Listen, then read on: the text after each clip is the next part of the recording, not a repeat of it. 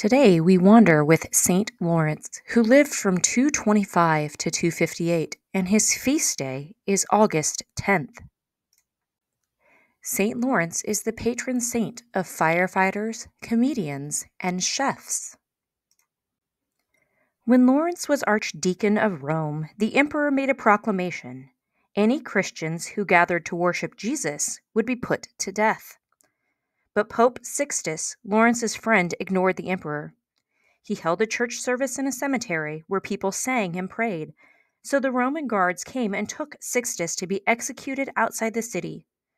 Lawrence followed weeping as they led Sixtus away. "Where are you going without me?" he asked.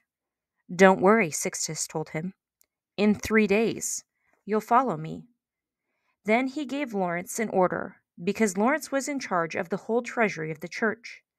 "Get the riches of the church to the poor."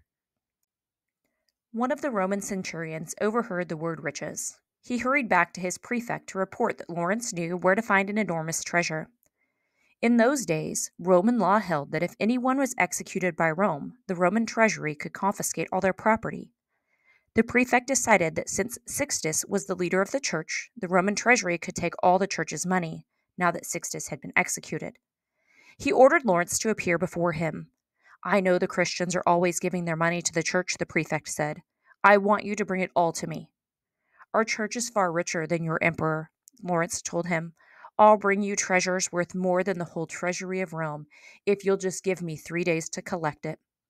"Go ahead," the prefect said. Lawrence spent the next 3 days selling everything the church owned. He gave away all the money in the church treasury to the poor. Then he gathered a group of poor people, blind people, and injured people, and went with them to the prefect. "These are the treasures of the church," Lawrence told him. So the prefect ordered that Lawrence be roasted alive on an iron grid above a bed of hot coals. But even while Lawrence sweat and bled over the coals, he kept his sense of humor. "This side is roasted," he called to his tormentors. "Turn me over." Then he prayed for his city of Rome and that faith in Jesus would spread around the world, and died.